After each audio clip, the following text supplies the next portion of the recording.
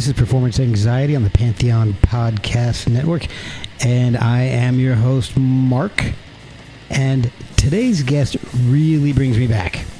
Welcome Central Jersey's finest, Kevin Shields of Detention and Bigger Thomas. Kevin was a founding member of the Central New Jersey punk scene that birthed bands like Bouncing Souls and Vision. He talks about what the scene was like, how it developed, and how it's changed. He also talks about a life before punk. He was in the Coast Guard and traveled all over, which is how he discovered punk rock in San Francisco in 1979. After an honorable discharge, he moved back to Jersey, picked up a bass, and formed Detention. Their first gig was an eviction party, and that was shut down by the cops. Their second gig resulted in them being banned. Despite, or maybe because of that, they were championed by none other than Matt Pinfield. Detention was, and really still is, a DIY affair in the truest punk sense. They were working class and wanted to have some fun. Now, Left for Dead Records is releasing a compilation of some of Detention's material, and it really is a time capsule. Check out Dead Rock and Rollers on Left for Dead Records. Go to leftfordeadrecords.com or follow at leftfordeadrex on Instagram. Follow us at Performance ANX on socials. Merch is at performanceanx.threadless.com. You can send us some coffee money at ko-fi.com/performanceanxiety.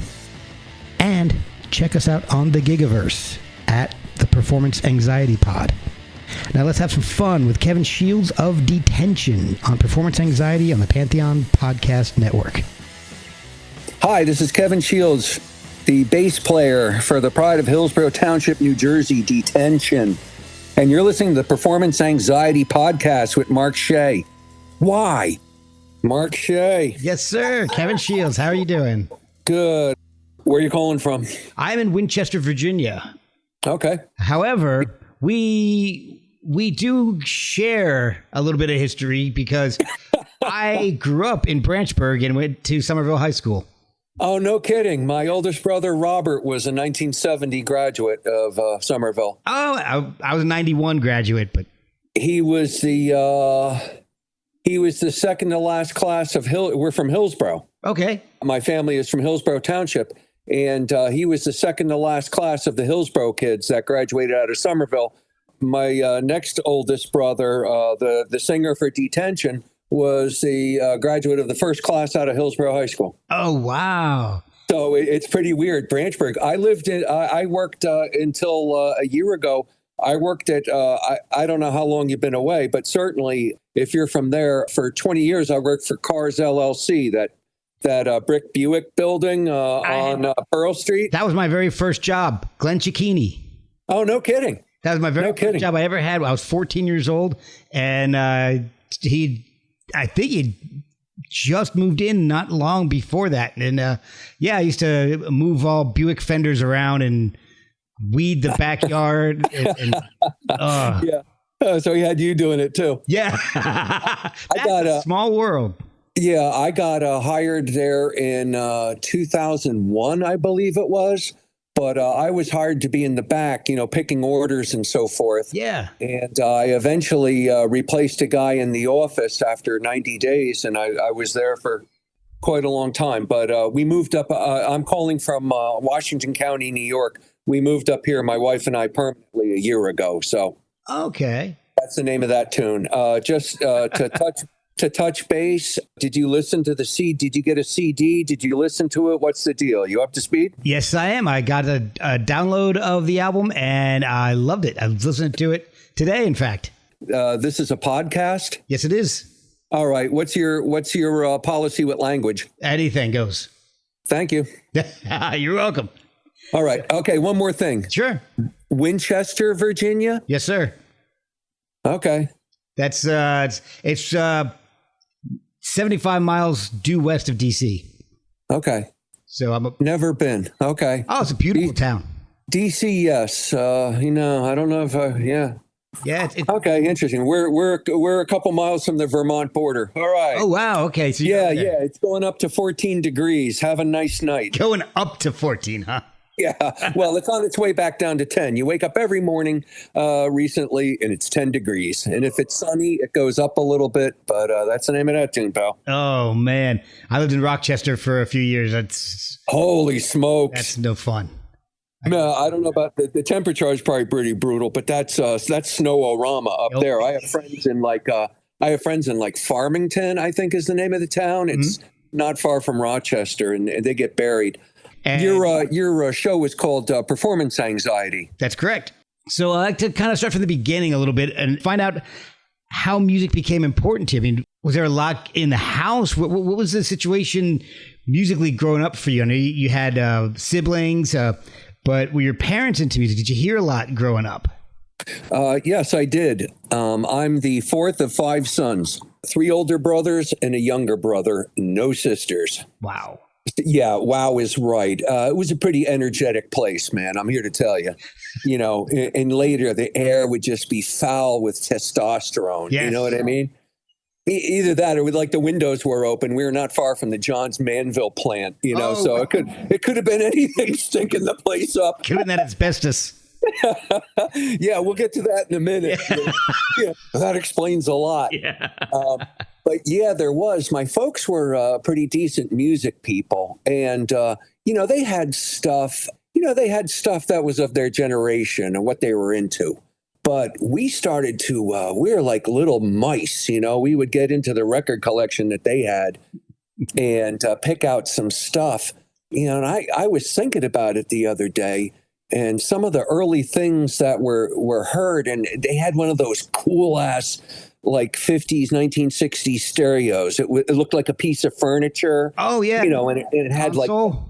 And it had the shiny, sparkly cloth over the speakers, and yes. Inside, you open the thing up, and it it was a school desk, and inside was the radio and the turntable. And you put your albums over on the side in the other part. Yes, I remember it as well. Yeah, so we started dipping into what was around before we had our own stereo. Mm-hmm. So I mean, this past season I was listening to Nutcracker, by Tchaikovsky. Yeah. Other Tchaikovsky. We would listen to some of the Americans, some of the contemporary Americans, Aaron Copland.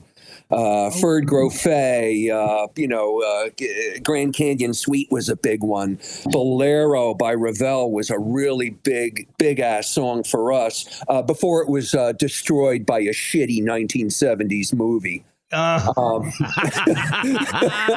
If you're laughing, then you're getting my reference. You know what I mean? Yeah. We were taking at face value. At no time was I thinking about Bo Derek, running down the beach in a swimsuit.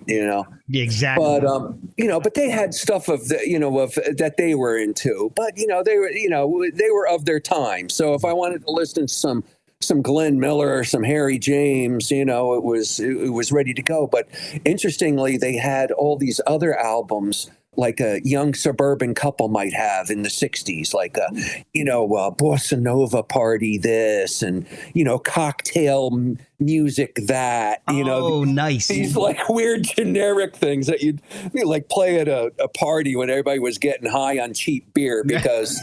My parents and their people, that's all they could afford. The guy was a public school teacher. He had a wife and 5 kids. Oof, man. Yeah. So, yeah. Can you say Rheingold? Yeah. I haven't heard of that in ages. Oh my God. Mark, the good stuff. Yeah. Nothing but the best for Bob and Ginny, But later, what happened was, to really finish up with your question, later, there was, stereo came into the house that was designated for the boys. Oh, okay. And then, in the late 60s, albums started showing up at the Shields household. Okay.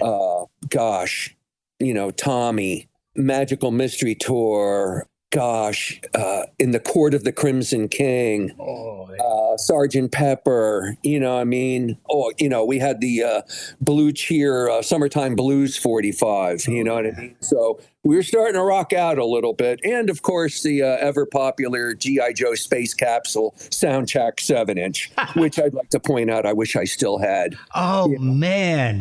You don't think Princeton Record Exchange would give me $50 for that bastard? Oh, hell yeah. Come on, man. G.I. Joe Space Capsule soundtrack. Wow. I wish I still had it. I know. It's right up there with the Mad Magazine flexi disc.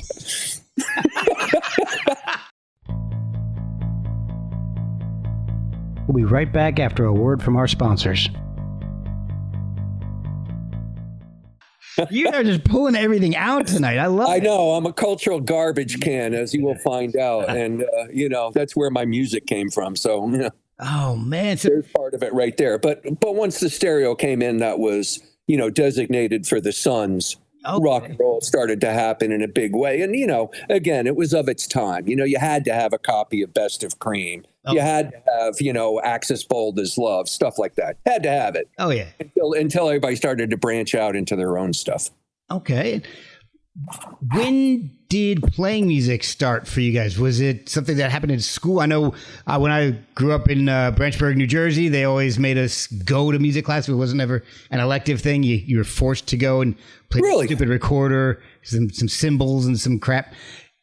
Did they? Oh, that's just music class. That's trying to, yeah. That's like the you also probably went to art class then, I imagine. Yes. Where they. I don't know who I felt worse for, your music teacher or your art teacher. You know what I mean? Yeah, I honestly, make a noise or make a mess. Pick your poison. Exactly. Either way, none of the kids want to be there anyway. In elementary school, first off, my next oldest brother was a clarinetist. Tommy, he's number 3 and I'm number 4. He was a clarinetist. My oldest brother, Robert, didn't play. Neither did my second oldest brother, Paul, play. But Tom was a clarinetist. And in 5th grade in elementary school, I was offered the opportunity to take up an instrument. It would have to be purchased by my folks, but they supplied lessons and things of that nature. Okay. And that was essentially the beginning of it. I recall I told my mom and dad that I think I might want to try playing the drums. And they just moved me away from that like it was an accident scene. Okay, it was like, no, nothing to see here. Move on, Kevy. Little 10-year-old Kevy. Right. They wrinkled up their faces like they just had some just did a shot of vinegar. Yeah. And so we went, I'm not seriously, man. It looked like I said, I'd like to give everybody E. coli. That was the look on their face. So I went to trumpet. Okay. Oh, and, nice. Well, it was nice for me, not so much for Bob or Ginny. You know what I mean? My oldest played trumpet. My middle played the tuba and my youngest played the French horn. And they're all for each other. Yeah. 3 horn players, and how your family had like a little drum and bugle corps in the making there. You know what I mean? It was crazy. Although they borrowed the French horn and the tuba from the school, I just had to buy the mouthpiece. We did buy the trumpet because that one was the only one I could afford. Yeah, yeah. Well, that's what they had to do. But I think like I bought the thing home and I was starting to play it at the house. And probably, I don't blame if they were thinking maybe drums might have been the hot ticket. Yeah. But, at the start of the school year and during the Christmas break, and by the way, Mark, that's what it was called back in my day, the Christmas break. Same here. I took that bad boy home and I started playing it and I started to get sounds and notes out of it. And that was the name of that tune. I played it all through 12th grade. Oh, wow. And you might recall I did a year when I was 17. I did a year with the Sacred Heart Crusaders, which was a drum and bugle corps based with sponsored by a parish in Manville. Right. So this is all familiar to you. I did a year with them, and it was really quite enjoyable. And later on, after I got out of school, I played in two military training center bands. So that $206.13 that my mom and dad paid to Noldy's Music Box in Flemington was like one of the best investments. Wow. One of the best investments they ever made. That thing took me all over. It was unbelievable. But and no, I didn't play any trumpet with Detention. So let's know. Okay, so we'll avoid that topic. It wasn't called for. You joined the Coast Guard at 17. Was that True like, story? Was that like a career path you were considering, or did you ever consider music as something to do instead of? No, because by the time I was 17, I had been looking at my options, and I wasn't killing it any one particular subject, but it was always with music. Like I said, what's that? 5th grade through 12th grade, man. That's a long time, and I really didn't have any forte in terms of like the academic side of it. Mm-hmm. But I had the music. But to tell you what, I looked around, and I was not going to the local county college and live with my folks to study music or something. Because if you study music, what are you going to be? You're going to be either going to be a performer or you're going to be a teacher. Yep. Couldn't see it. So RVCC wasn't in the cards for you then. Yeah. Well, back then it was Somerset County College, for goodness sakes. And without getting ahead of myself, Detention had one of their most infamous gigs there ever. But no, I looked around, and it was time to start getting a plan together. My father had been a sailor in the war, and my oldest brother, Robert, was a sailor, and he seemed like he had a pretty good gig. So I looked around. As soon as I got out of 11th grade, me and my mom took a ride down to Red Bank, and I raised my right hand. Wow. The senior chief said, "Glad to have you. Come back in 1 year, and please have a high school diploma with you. Do you think you can do that?" And I was like, "I think so, Chief. I think so." Gosh, I'll try. Oh, it was an interesting conversation, but they wanted me, I wanted in. It seemed like a good idea at the time. And 4 days after I graduated high school, I was in training center, Cape May. Wow! Oh my gosh! So, how long did you serve with the Coast Guard? 4.5 years. Okay. And in 2 days. Oh, they got that. But who's counting? Yeah, exactly. And 3 hours, 12 minutes. So you were stationed in some interesting places, and I think that kind of had an effect on your musical tastes, if I'm absolutely. I was, I guess when I really started hearing about new music and stuff, I had been sent to school at Governor's Island, New York. It's it's Governor's Island, New York. It's, for those not from this area, it's off the tip of Manhattan. And it's no longer a military base, but I was sent to school there in around 1977.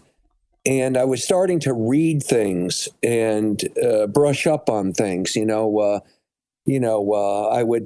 a faithful reader of the Village Voice. I'm interested in music. I wanted to see what was going on out there. Mm-hmm. And apparently things were going on that, I was trying to keep up, but this was new to me. Yeah. Because I was going from an environment where you're influenced by who? Well, you're influenced by your family, your friends, the kids at school, that kind of thing. Right. Now I'm out on my own, and I got to be sniffing around by myself, and I'm seeing this stuff and hearing about this stuff, and I'm not quite sure. It's all new.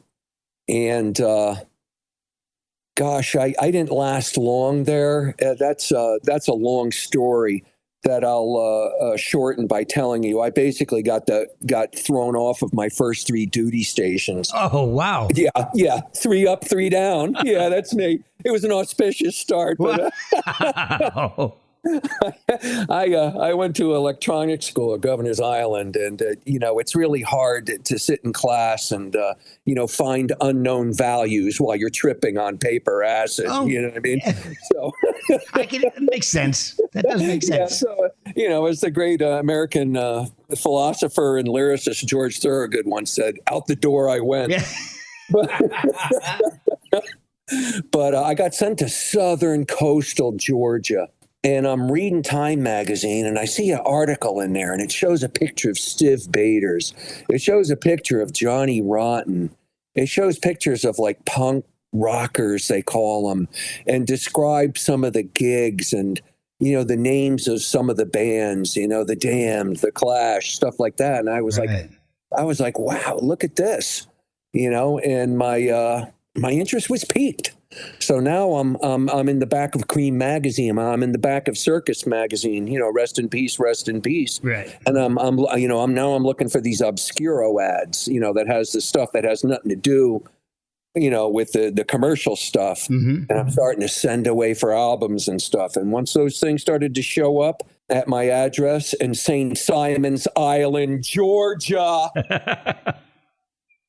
game over, man. Wow. Game over. I went over to Eckerd's in Brunswick, and it was the, quote, nearest, quote, town.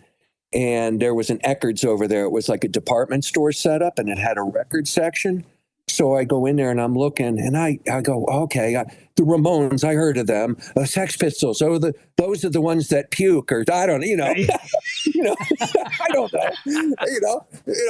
I'm Johnny J.O. from New Jersey, man. I don't, Yeah. I've been to the Garden, and I don't know. I bought Rocket to Russia, and I bought Nevermind the Bollocks, and I went back to my station. And I was on a land unit, doing small boats. And I went in my room where I had a stereo. I shared a room with this cat on the station. And I put on Nevermind the Bollocks by the Sex Pistols. And all I can remember thinking was like, well, A, this is really cool.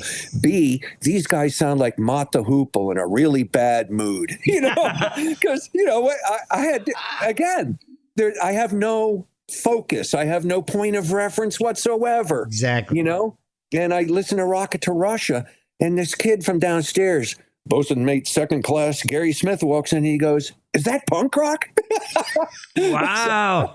I'm already establishing converts. Right. I lived, and I'm going to end with this, which for an Irish guy means I'm going to talk for 10 more fucking minutes. I shared a room with this kid from Louisville. You know where Louisville is? It's in Kentucky. Yeah, I've been there.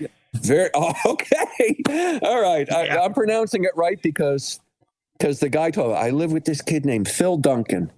He was 18 years old. I think it might have been his first duty station. And when he arrived there, his favorite groups were, guess, Charlie Daniels Band. Oh, yeah. Marshall Tucker Band. 38 Allman Brothers Band. All the bands. You know what I mean? Mm-hmm. And when I shipped out about a year later, his favorite albums were like early Iggy, Dead Boys, Patti Smith, Ultravox, Wow. So, you did your duty. I was a proud young man because, Phil probably went back to Louisville on leave, and played some of this stuff for his buddies and was really a hit with the dog and heel and the chaw spitting crowd. Sure. Oh. Erupted the piss out of that poor bastard. Did you have any designs on playing this while you were still in the Coast Guard, or did that happen afterwards? Oh, that happened afterwards. I don't, maybe in the back of my mind I saw it coming, but no, that was not till later. I eventually got sent back to New York, to Governor's Island for, to try again at school, maybe something that didn't require so much, math and science, of which I had none. And, I took it easy on the microdot acid. And I saw a bunch of bands there because this is like 78 and it was really starting to happen. Okay. It was all over. Like CB's, I'm a bridge and tunnel person. I don't care where I'm living. Right. I'm from Jersey, so I'm immediately a bridge and tunnel person. But I would go to Max's, I'd go to CB's because, it was still going on. And then they sent me to the Bay Area in California, where you saw some legendary people I've read. Yeah, it's not. God, I was going out like every week. I was going out. I was going down the gangplank, man, because I was on a floating unit now. I was on a ship. Okay. And that's how I got there. I'm going down the gangplank like 4 nights a week, I'll bet. We're in Alameda, which is across the estuary from Oakland, which is across the bay from San Francisco. Okay. So the bus went right by the front gate and went to downtown San Francisco. And I was probably over there. I didn't even have a car. I would take the bus like 3 or 4 nights a week. Go to the Mabuhay, Geary Street Theater, also called the Temple Beautiful. The Club of the Deaf, stuff like that. I would go around and see all these bands. And, I got there in the spring of 1979.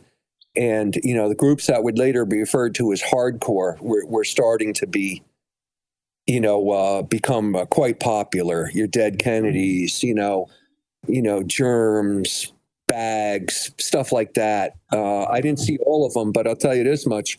I saw most of them. That's awesome. Oh my gosh. Timing is everything. Am I right? Yeah, it really is.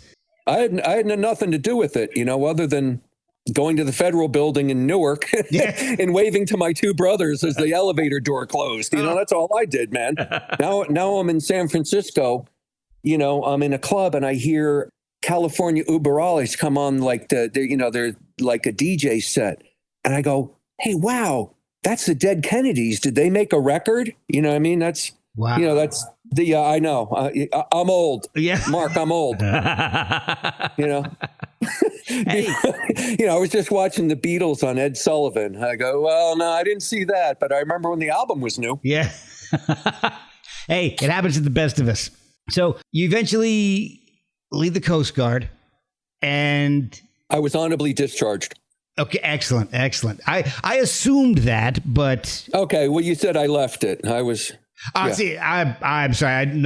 I'm not military, so I don't. Oh no, I'm not being a hard on about it. I also want to point out I had a good conduct medal. There you go. All right. Well, excellent.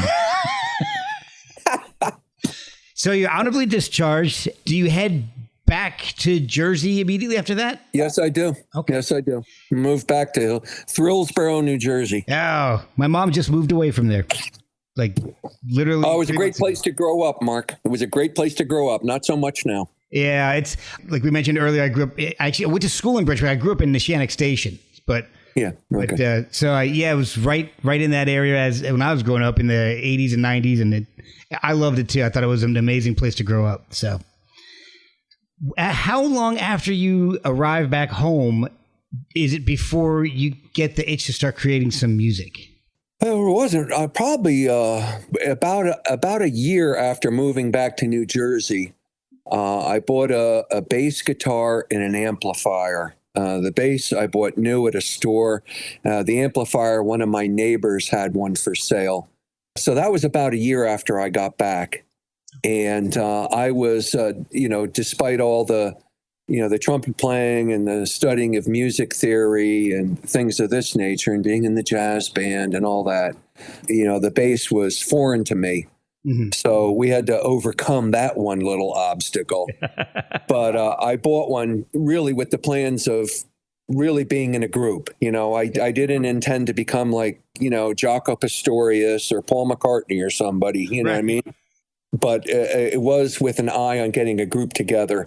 My brother Paul said, why don't you give Rodney a call? Rodney Matejek was a classmate of his at Hillsborough High School, who I have described as a local guitarist of little renown. And he came over my mom and dad's house. And my father was a speech therapist for the Bridgewater Raritan School District. Okay. And he built an addition on the house for the garage. And when he did so, he also built himself an office so he could, during the summer, see students during break. And that baby was heavily soundproofed. Bonus, man. Bonus. Nice. Dad, thank you so much for building me a rehearsal studio, that has like, a royal typewriter and a statue of, William Shakespeare. Thank you, Dad. You can come back in a little bit. Me and Rodney are going to play for a while. And we go in there and we closed the door and we plugged in and turned up. And it wasn't long before we started coming up with stuff, just me and Rodney. Okay. And Paul being into it, And I guess, looking for some kind of outlet, eventually picked up the drums. Oh, Now, this is the only confusing part. My brother Daniel is an accomplished drummer. He was like me. He played all through school and was a very good drummer. Paul was the one who was not. So Paul took Daniel. Daniel was living out of state. Paul took Daniel's drum set. He started bashing away on it. Now we have a little quasi trio going on. okay. Me on bass, Rodney Matejek on guitar, Paul Shields on drums. We'll be right back after a word from our sponsors. And we did our first gig. We did our first gig in that configuration with no vocals. Not so far from your old stomping grounds. We played an eviction party in Flagtown. Why is this man laughing? I know. We couldn't. Well, Mark, I'm sorry, we couldn't get a gig at Farley's Tavern, so we had to play somewhere. Snuffies right on 22 there. Yeah, and we played as the Skid Marks. We were 3-piece with no vocals, no lyrics, and we got about a couple of our quote songs unquote in before the Hillsborough police showed up. Came upstairs and told us to stop that. But the party continued, the band stopped, and really from right then we knew we were pointing in a good direction. Oh, that is awesome. Yeah, it was like my military career. I got thrown off on my first duty station. History repeats.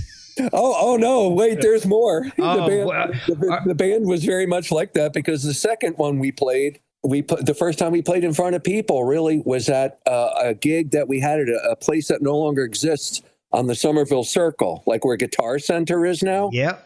We played like a disco there, the Raritan Manor, and it was like new music night. It was Tweed, Shade, and the In Crowd from Bridgewater, the Null Set from New Brunswick, and Detention from Hillsborough. Praise all that's good. Praise to an ever-loving Jesus. We played last. Oh, so you headlined.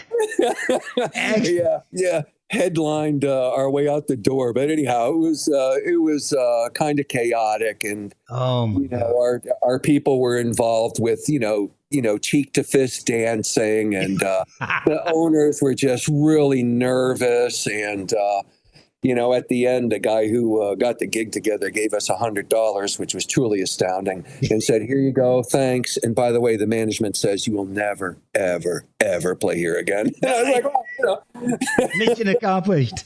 There you go, Mark. You go. You get kicked out of Raritan Manor, or told not to ever come back to Raritan Manor. We were a 4-piece at this. We were now at our full strength because we convinced Daniel to move back to New Jersey from Florida, take up the drums, kicked Paul out front as if he were some wise ass Phil Collins, and that's the 4-piece that made it. Paul on vocals, Dan on drums, Rodney on guitar, and me, quote, playing, quote, bass. Okay. Yeah. Well, when did you guys start kicking around the idea of recording and getting that first single out? It was not of our doing, actually. All of this is related, and it's totally what my wife would refer to as kismet. Okay. Everything was interrelated. The gig that I was telling you about at the Raritan Manor that went great for us but bad for the owners, right, was attended by Matt Pinfield, who at the time was a really popular radio DJ at WRSU Rutgers, and also did a lot of club work. Okay. Matt was a very influential person in like the New Brunswick, Central Jersey, Jersey Shore area to the max. Yeah. And and after not a lot of time, really had developed into kind of a kingmaker. That is to say that people would listen to him. He heard a song we did called Dead Rock and Rollers, and it must have made some kind of impression on him because he asked us. He was at the gig, and he was like the MC. He asked us for a copy to play on his radio show, and we had no such thing. So basically, we made a tape at rehearsal. We made it sound the best we could, by ourselves, live in the faculty room at Shields Gymnastics on Route 206. And oh God, Mark, how about if we had that recording? You know what I mean? You know what I mean? That would be amazing. Yeah, that would be amazing, because I've seen copies of, we'll get to the 7-inch in about 2 seconds, but I've seen copies of the 7-inch now. We're going for over $200 a pop. Wow. So that would be great to have that cassette, that was originally played, because record collectors, they're wacky people. You never know. But I can be one of them at times. Yeah. Matt, me too, must admit. Matt played the thing on WRSU, New Brunswick. And I remember the first time I heard it, I was driving around in my car, and I nearly ran into like a telephone pole, man. It was great. But what happened there, and again, it's all interrelated. It's all kismet. It was heard over the air by a fellow named Rob Roth, who had a record store. It was in Irvington first, but then moved to Ford's. Rob Roth, and he had a record store called Vintage Vinyl, and he called Matt and he goes, "Who is that? What is that? Where can I get? I want that in my store." And Matt goes, "Well, there's no such thing. They gave me a tape." And hand to heart, Rob Roth took us into the studio in Roselle Park, and we recorded Dead Rock and Rollers back with El Salvador. He paid for it. Wow. He pressed it, and there you go with your 500 copies. And it's insane.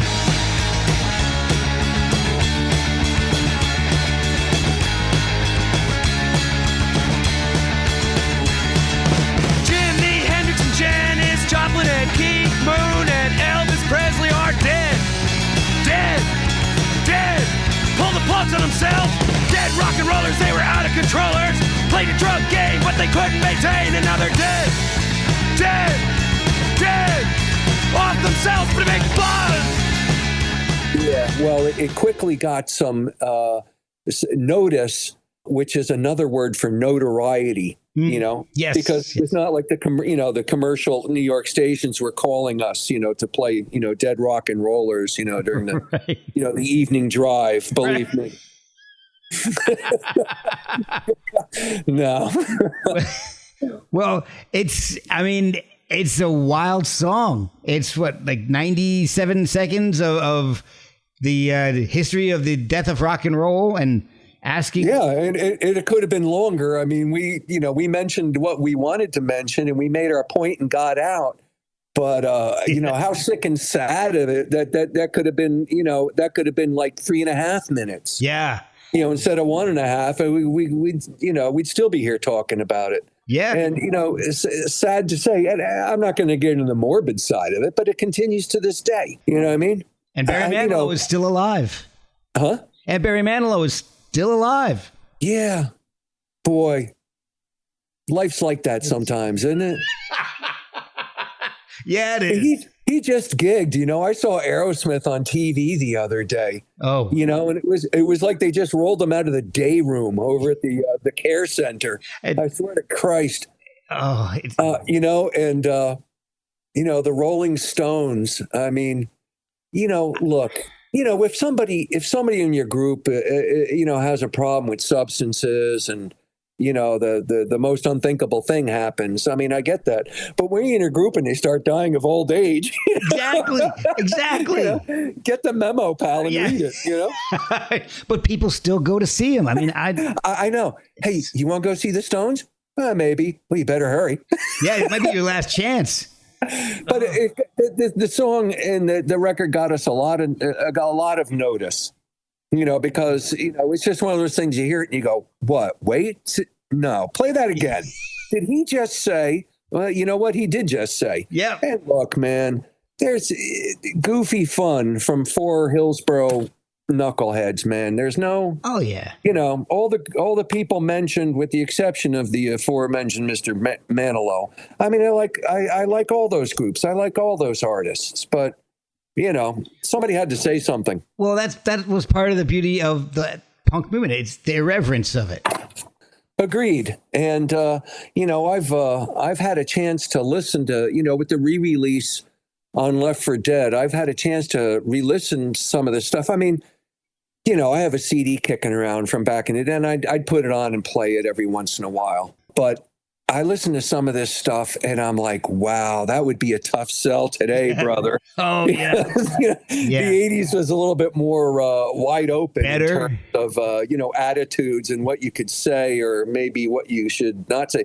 Really, there was nothing you couldn't say. Yeah. But now I feel that it's not that way at all. No one wants to do any heavy lifting, intellectually. Oh, that's for sure. Absolutely. So 2 years later, that single became, I guess, grew, or you grew from that single into an LP. Yes. How did you guys, were you playing a lot at that time, or was it still a part-time thing? Or?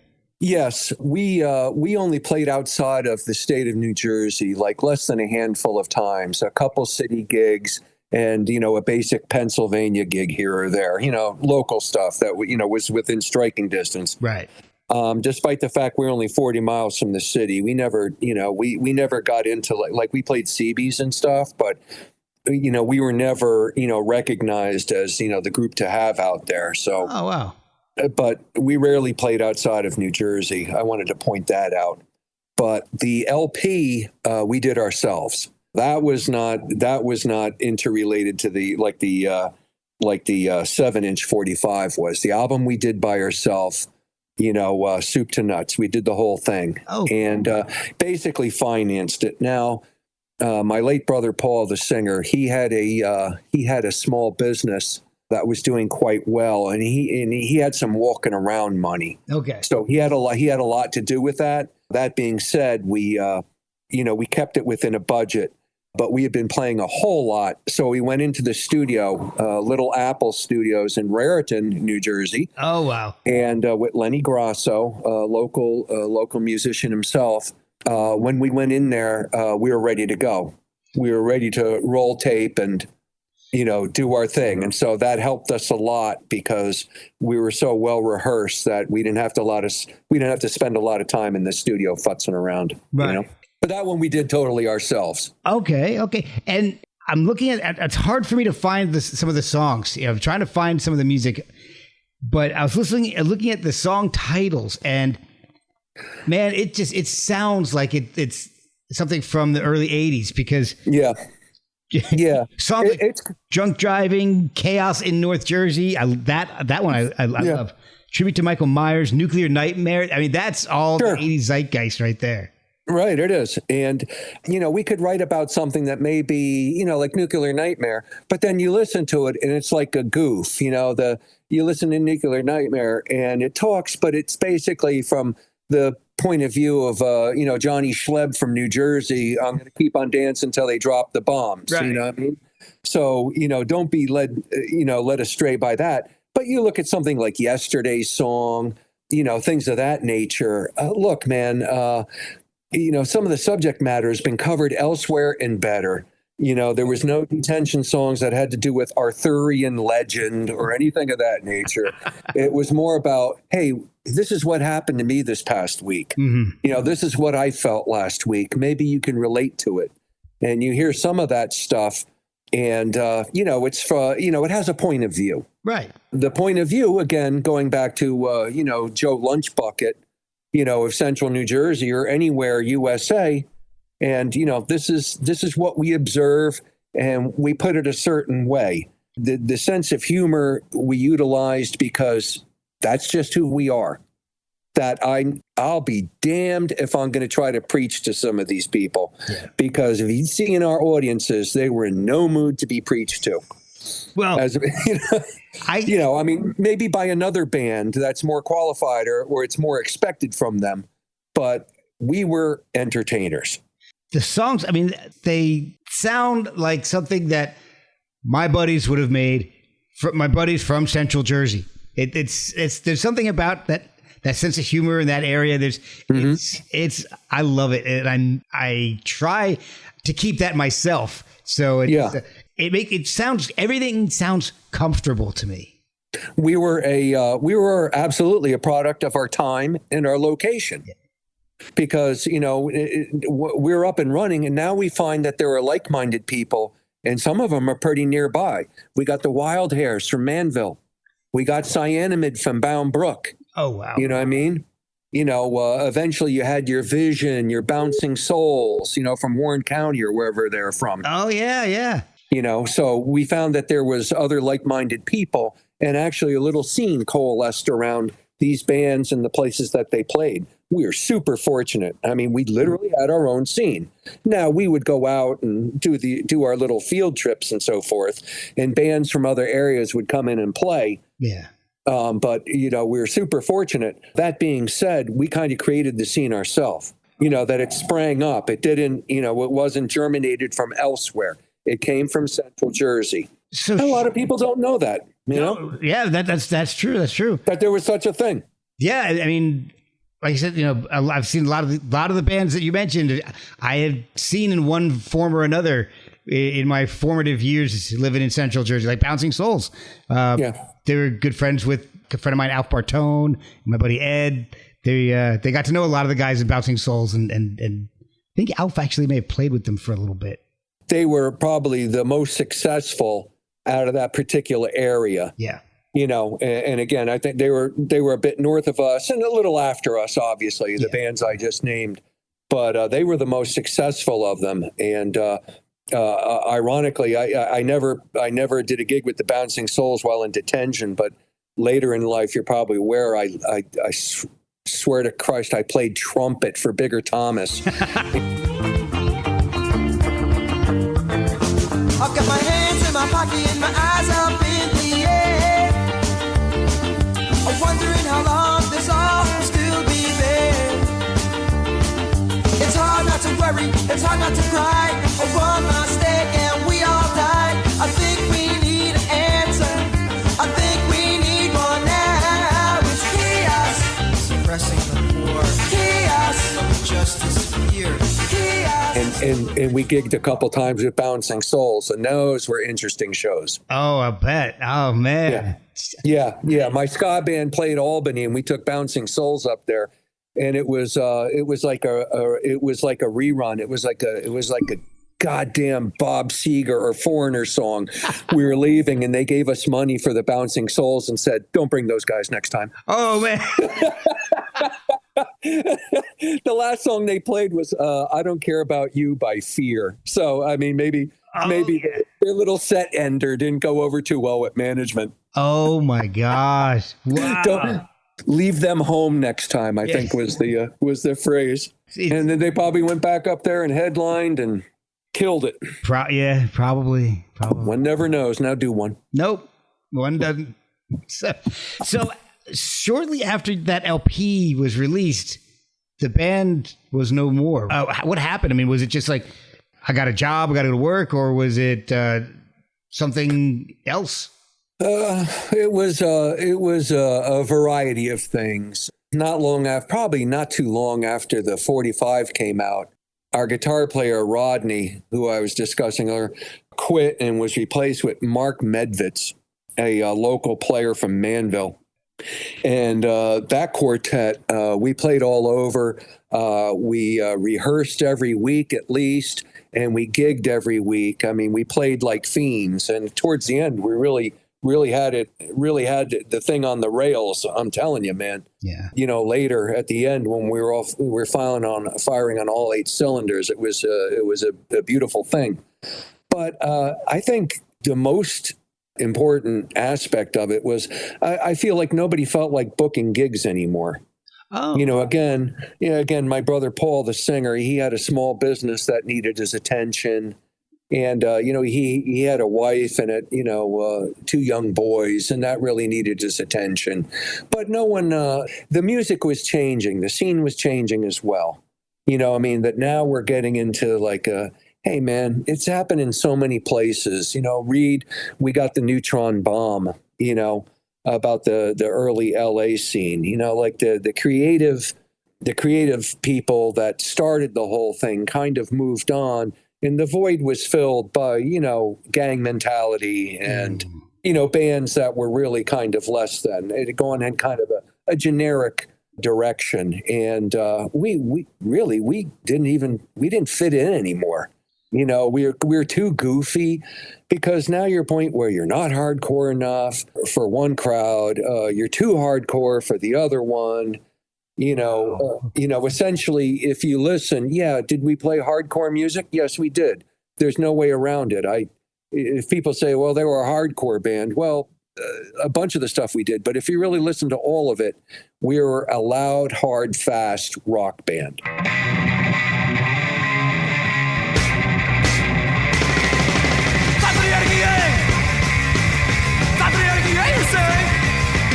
Do you know just what it stands for? Look it up in your Webster.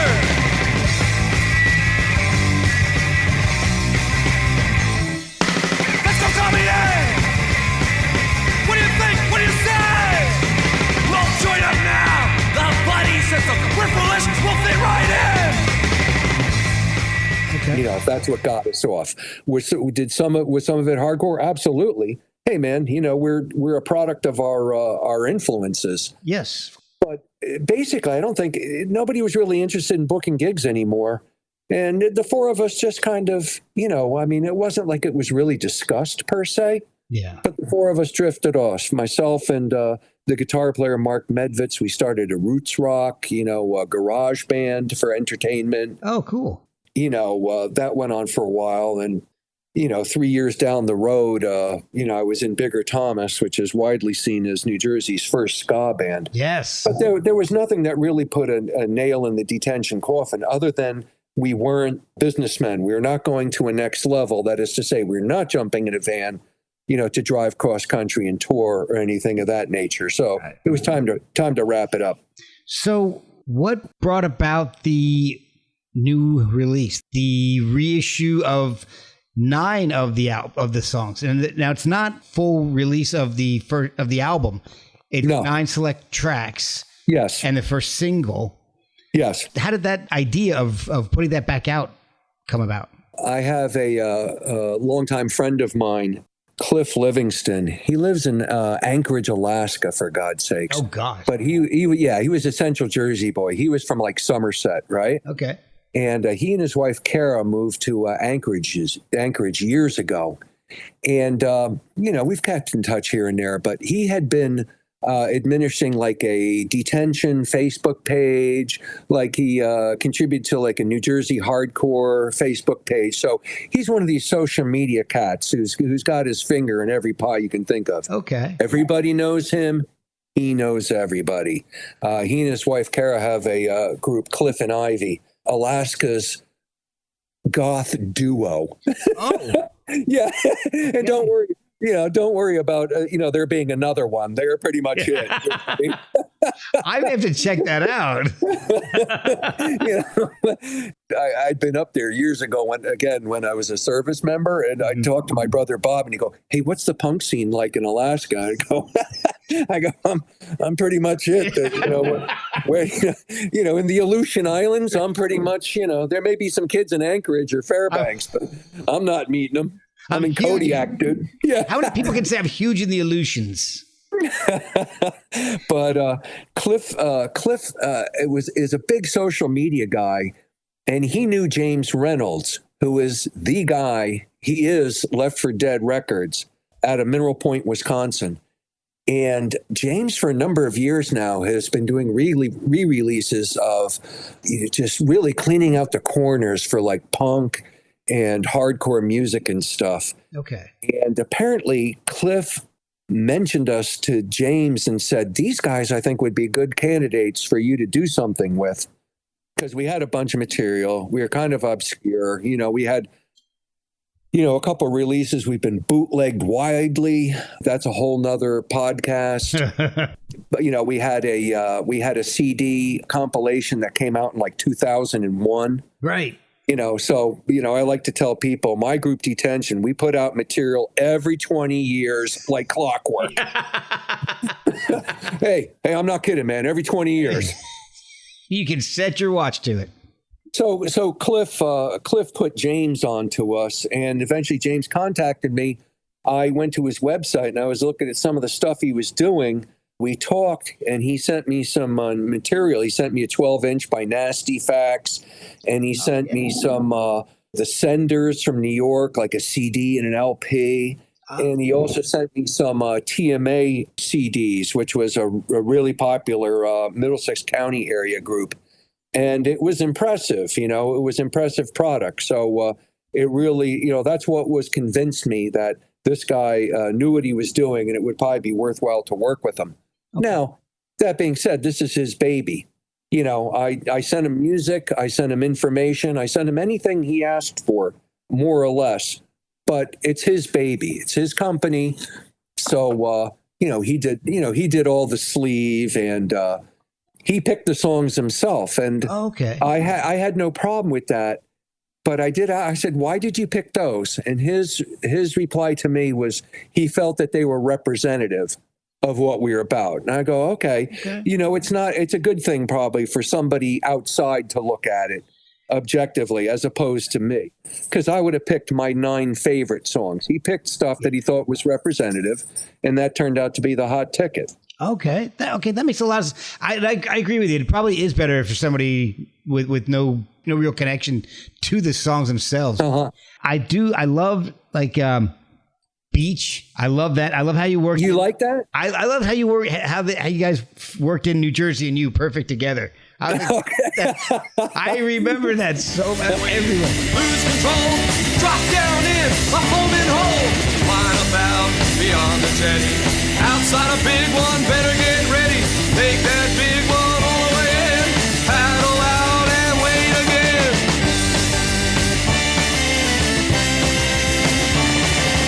All these towns will treat you good. Have I forgotten Wildwood? Lovely girls, lovely weather. New Jersey and you, perfect together. And my brother Paul imitates the governor at the time, Tom Kane. And I don't want to give it away, but we have another song where during the song he imitates Ronald Reagan. So he wasn't above it. Obviously, Dead Rock and Rollers is awesome. El Salvador.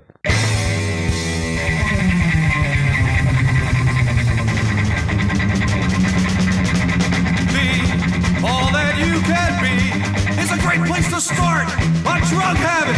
It's not just a job, it's a blow job. In the Army, we kill more people before 9 o'clock than most people kill all day.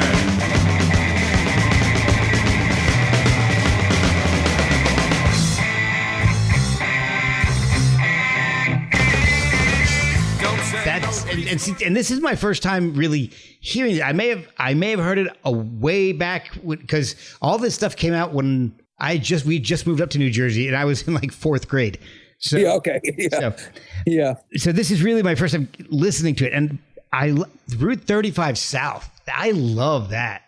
Okay. Let me get this. Okay. Granted, you're not any longer, but once when you're a Jersey boy, it's like, it's in you. Yeah. And you can move to Virginia. You can move to upstate New York. You still got that Jersey guy thing going on. Yep. But it amuses me that you first singled out Beach, which, agree or disagree, Beach is a pop song. Yeah. Okay. Do you think? I think so. Is that accurate? Absolutely. And it's probably the only one on the album. Yeah, I think so. Okay. I'm looking at it right now. Yeah, because there's no way Teenage Panty Fantasy is getting played on the radio. But Beach possibly. Yeah. Well, we weren't shooting for commercial acclaim. We wrote about what we felt like. Yeah. But it's also interesting that you mentioned Route 35 South. It's an instrumental. It's like a 2-minute instrumental. Now, I don't know if it was evocative for you like I intended to be, but that was something that you would tack onto like a surf video. You know what I mean? Or kind of a Jersey Shore travelogue. That is exactly what I felt. Like it had that surf feel to it. Right. Like a video would feature like people sitting out on the highway going down there being hot and hateful. Yeah. And then they get down there and it's, seagulls are coming down and taking their French fries. And, and everybody's going to get laid later. You know what I mean? Most people. Yeah. And I always feel a little weird when there's a band and I'm telling them how much the songs that I really like, and it's not an instrumental band, and I pull out an instrumental. I'm like, I love that song, and I immediately eliminate the singer. So, but I love. I mean, it's a rocking song. I understand that was written by Paul by himself, and Paul literally was a surfer. Did he? I just run with these things in my mind. It's a simple song, but very effective. Yeah, and like you're talking how the songs are about what you guys are going through, and now Too Noisy makes so much more sense.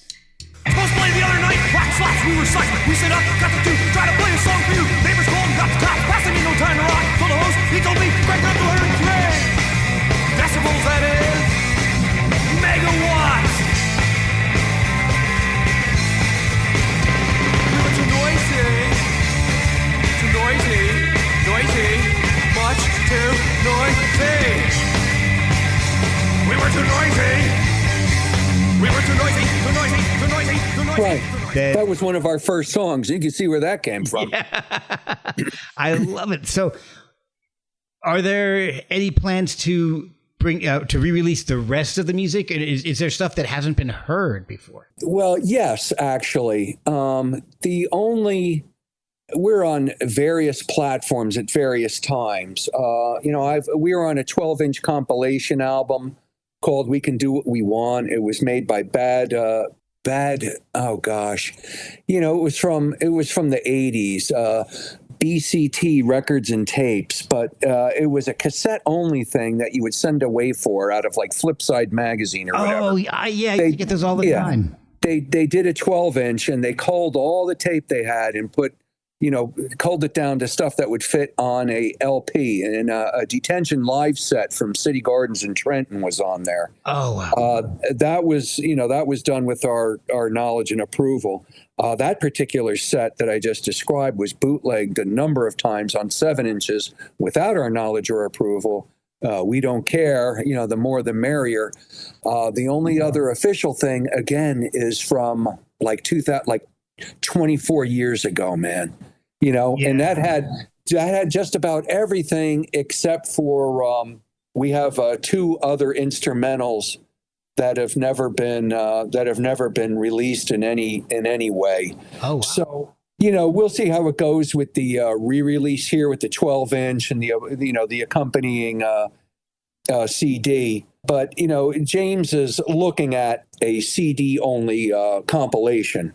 Oh, which cool. will have basically everything else on it. And you got to figure, the way the timetable has been, I'm 66 years old. If that thing happens the next year or 3, that's the last one I'm going to be personally involved with, probably, Yeah. I know. I know touring is not going to happen. Or anything. Is it just getting the music out there at this point and just hoping people enjoy it? Yes. James is his businessman. And let him make money as best he can.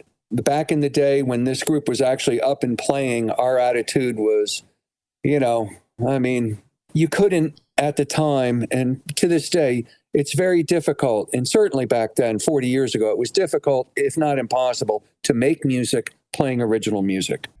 Make money playing original music. Right. Yeah. So we had to go to shows, and in lieu of any kind of real pay from a lot of these clubs, you can make some bread here and there, depending on where you were and how many people showed up. But other than that, you're selling the LP. Yeah. You're selling the 7-inch. You're selling a T-shirt just so you have walking around and gas money and stuff like that.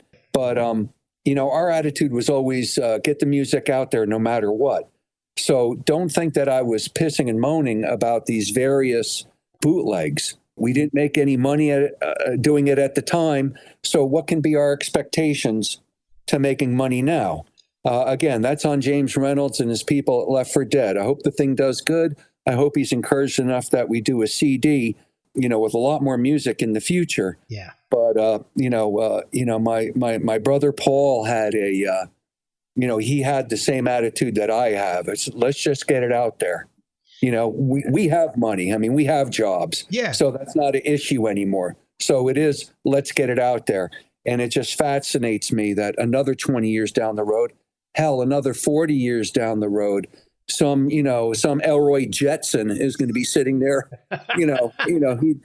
driving around in his space car, on whatever format. And he hears like Teenage Panty Fantasy or something, and it's like, It's like, at that point, it'll be like caveman drawings on the wall in France. You know what I mean? Yeah.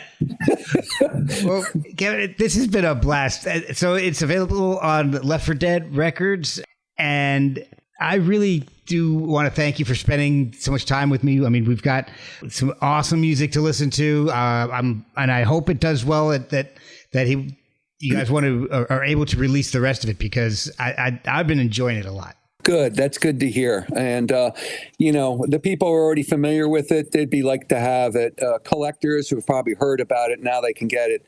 What interests me is what new people, may hear it and get into it and maybe want to hear more and maybe tell a friend. Exactly. Wouldn't that be nice? That's what it's all about, man. Yes, it is. Well, thank you so much for spending your evening with me. I really do appreciate it. It's been a blast chatting with you. Thank you, Mark.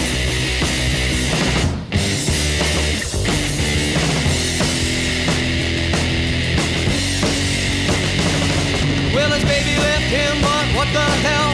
He's got his eye on some sophomore belle. Designer jeans from the Galleria. He sells ice cream at a cafeteria. He sidles up to her with the same old lines, the ones that failed a million times. Hey, help me, honey, I think I'm queer.